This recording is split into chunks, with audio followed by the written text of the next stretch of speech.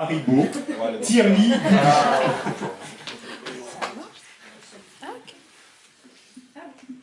C'est juste une simple question, savoir quelle scène dans le film vous a le plus ému en fait. Quand vous l'avez tourné, vous vous êtes dit ah c'est cette scène-là, elle est quand même très forte.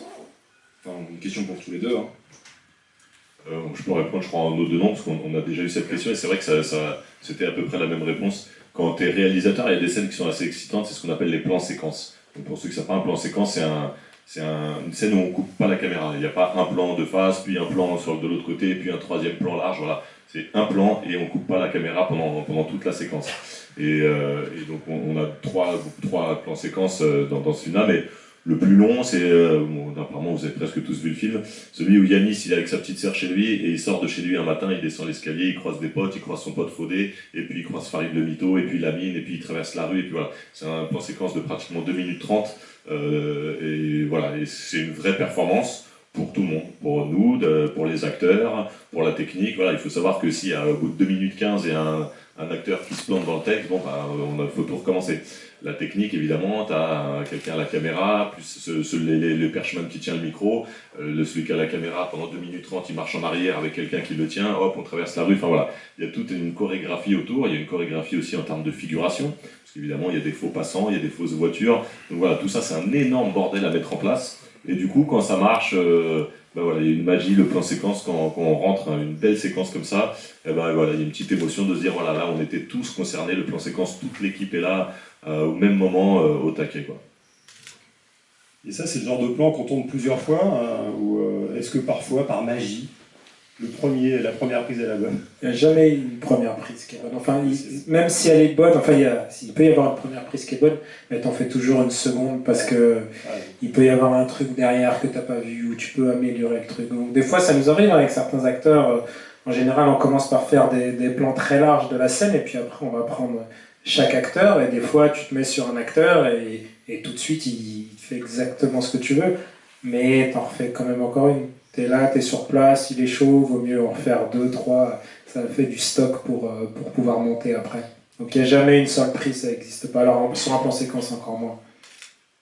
Une autre question, on enchaîne avec une autre question? Oui, non? Bon, j'en place une entre les deux. Moi, ce que j'ai essayé de comprendre dans le making-of, j'ai essayé de décortiquer, pour essayer de comprendre comment vous fonctionniez. Alors, il y a un de vos acteurs, je ne sais plus lequel, qui disait que c'est comme si vous aviez un cerveau pour deux, en fait. Alors, je ne sais pas si c'est moyen, d'ailleurs, de dire ça, mais en tout cas, que vous étiez en symbiose et que personne ne marche sur les plates-bandes de l'autre. C'est quoi votre fonctionnement? Je pense que... Vous êtes deux acteurs, quand même, d'acteurs sur le terrain. Ouais, mais ça arrive, je pense, quand il y a l'ego qui vient se mettre en travers de la route. C'est un problème, l'ego aussi. Voilà, pour tout le monde, ouais. Mais nous, ça va, on n'a pas trop d'ego, en fait. On est plutôt là au service du film, donc quand on défend une idée, c'est pas parce que c'est notre idée, c'est parce qu'on pense que c'est la meilleure idée pour le film. Et en général, les débats entre nous sur les différentes idées du film, ça dure jamais très très longtemps, mais vraiment. Il n'y a jamais eu, pour l'instant, sur les deux films, une question qui a duré des jours ou des semaines, parce qu'en général, l'autre dit non, moi je pense qu'il faudrait faire ça pour telle raison, et en général, l'autre dit bah putain, en fait, t'as raison. Voilà, donc c'est comme ça qu'on fonctionne, et comme disait Fabien tout à l'heure, on travaille beaucoup en amont pour justement arriver. On fait une espèce de mise à jour de cerveau. Une fois qu'on a le scénario, on prend chaque scène et on se pose toutes les questions possibles et imaginables sur la scène. Comme ça, on arrive avec nos équipes, on a déjà mâché beaucoup de travail. Ça nous permet du coup de dégager pas mal de temps pour répéter avec nos acteurs. À aucun moment, il y a eu un point de vue vraiment divergent, insoluble. Vous disiez, non, mais ça, il faut qu'on en discute plus tard, on va pas en discuter devant les acteurs. Et là, on n'est pas d'accord. Jamais. Jamais. C'est fou, ça. Je suis désolé. C'est pas dans l'angle de voix, ça. Et après, quand bien même il y a une hésitation, après, c'est simple, on dit, bah, essayons les deux. Ouais. On essaye, t'as ton idée, on essaye la mienne. Après, une fois que c'est dans la boîte, on verra plus tard laquelle marche le mieux. Donc, c'est pas plus compliqué que ça, en fait. Mais c'est pas pour ça que vous tournez 2 fois la scène. Vous tournez 2 fois la même scène. Ouais, mais de toute façon, on va faire plein de prises. Donc, sur une prise, essayons la posture A, et sur l'autre, la posture B, puis on verra bien, tu vois. Mais après, c'est vrai que bon, il se trouve qu'on est vraiment très très souvent du même avis. Voilà, le fait qu'on soit potes, qu'on ait un peu les mêmes références, le même parcours, peut-être que ça aide, mais c'est vrai qu'il n'y a jamais de prise de tête. En gros, il y a un de nous deux qui sert à rien, voilà, en résumé du truc. Non, mais voilà, faut se le dire à un moment donné, il faut qu'on en ait conscience. Non, mais c'est vrai, On en a il y en a conscience, un, et vu qu'on pense pareil, qu'on a les mêmes idées, il y en a un qui sert à rien. Mais le truc, c'est qu'on aime bien être ensemble. Donc, du coup, bon, bah, au moins, on rigole, quoi. En fait, comme on est tout le temps ensemble, quoi qu'il arrive, du coup, on s'est dit, autant utiliser ce temps où on est ensemble pour monter des projets et venir à la FNAC pour répondre à des questions. Voilà, c'est ça. Est-ce que vous êtes spectateur l'un de l'autre parfois, en disant ouais, tiens, c'est bien ce qu'il a dit là, franchement, ouais, bravo quoi. Oui, bah oui. Ouais, bien sûr. Bah, surtout qu'on écrit ensemble. Ouais. Donc, quand on écrit des vannes, on propose des vannes et on rigole aux vannes de l'autre. Donc, ouais, bien sûr. Une autre question, madame.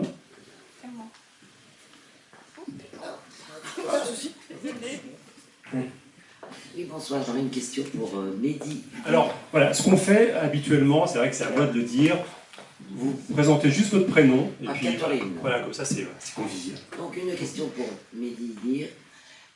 Donc, si j'ai bien compris, vous avez fait d'abord des clips et vous êtes allé vers la réalisation.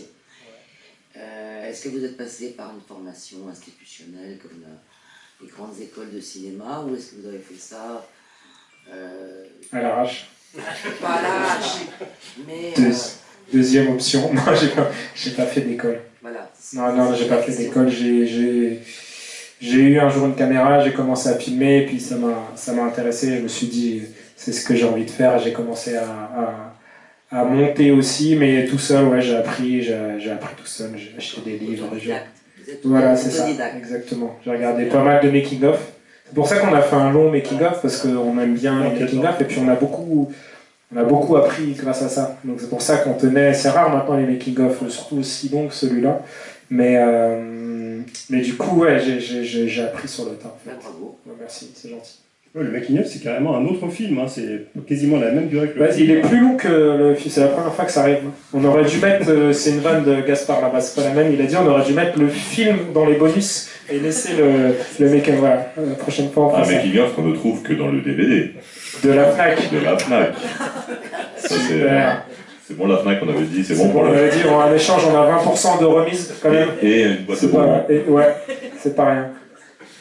Une autre question?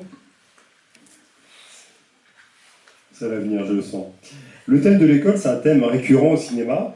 Donc moi, j'étais vraiment très très curieux de voir le film. En plus, c'est mon fils qui a 14 ans et demi qui m'a grave teasé le film.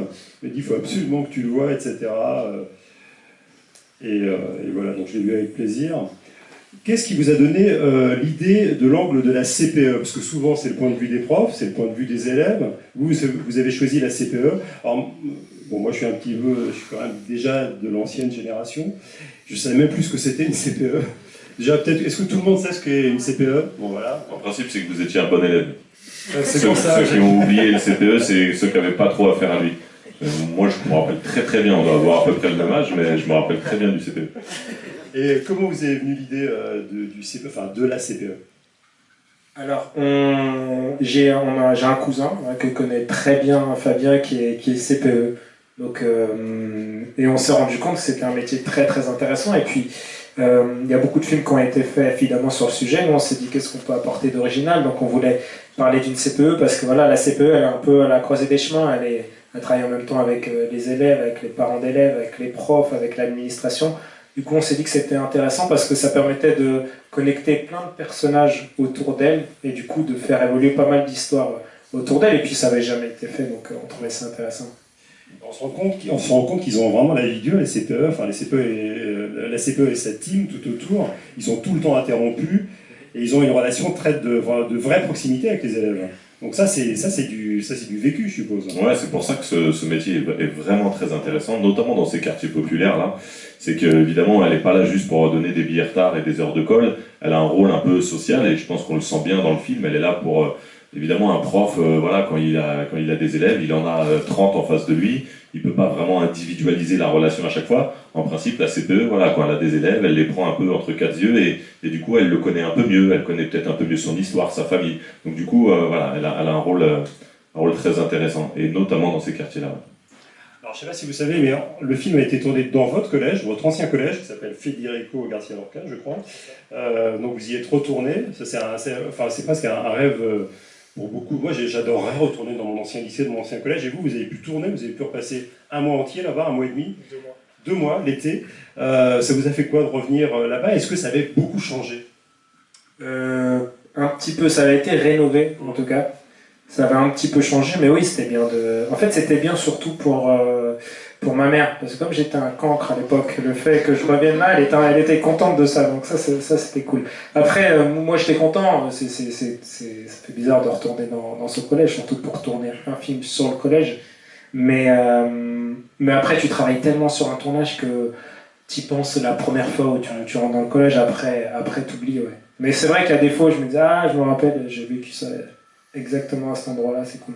Est-ce que malgré les difficultés que vous évoquez, vous estimez aujourd'hui que c'était vraiment quand même une période privilégiée quand on avait 14-15 ans et qu'on décidait pour nous, parfois malgré nous, est-ce que vous estimez qu'aujourd'hui c'était quand même une période... Bien sûr. C'est pour ça qu'on a aussi voulu écrire là-dessus, c'est que c'est des très bons souvenirs pour nous. Bien sûr que voilà, c'est dynamique, il y a des problèmes, il y a des embrouilles, tout se passe pas... Mais c'est la vie, quoi. C'est l'apprentissage de la vie. L'école de la vie, elle est évidemment en classe, mais elle est aussi dans la cour de récréation et dans les couloirs du collège. Et nous, on a adoré ces périodes-là. On passe beaucoup de temps. Moi, j'étais dans un collège à 400 mètres de là, donc on n'est pas dans la même école, mais on passe beaucoup de temps aujourd'hui encore à se raconter nos histoires de cette époque-là. Et du coup, voilà, on s'est dit, tiens, on va les raconter à l'écrit et puis on va en faire un film, quoi. C'est dommage quand même de se rendre compte après, parce que moi je dis ça à mon fils, il dit non, c'est la galère, c'est horrible, ça fait chier d'y aller. Donc c'est vrai, c'est dommage quand même que les gamins ne s'en rendent pas compte. Je pense que là, si on te dit tu vas retourner dans le passé, tu vas avoir des devoirs, tes parents qui disent non, fais pas ça, ça va te faire chier aussi, je te jure, vraiment. Alors c'était cool, parce que c'est peut-être l'état d'esprit humain qui retient les choses cool. Mais je pense que c'était aussi les potes, voilà. Il y avait des côtés très très chiants aussi. On a gardé l'ambiance du collège, même à notre âge, donc c'est bien, tu vois, on est toujours aussi con. Alors, il y a un truc qui m'a surpris en revanche, que moi j'ai pas vécu personnellement, je ne sais pas si vous l'avez vécu dans la salle, c'est cette fête avec les élèves et les profs et les CPE, tout le monde a une même fête. Alors moi je suis jamais allé à une fête avec mes profs, vous ça vous est arrivé?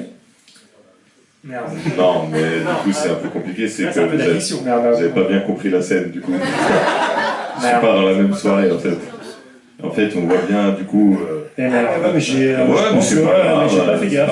J'ai pas fait gaffe. Du coup, merde, c'était bien parti. Désolé. Alors, on peut aussi prendre le truc à l'envers. On a complètement foiré cette scène. Donc, tu vois, c'est notre faute. Non, mais j'avoue, j'ai pas fait attention. Non, mais voilà, en fait, on a essayé. Vous l'aviez vu, vous, dans la salle. J'ai pas fait attention. Non, mais voilà, on a un peu raté.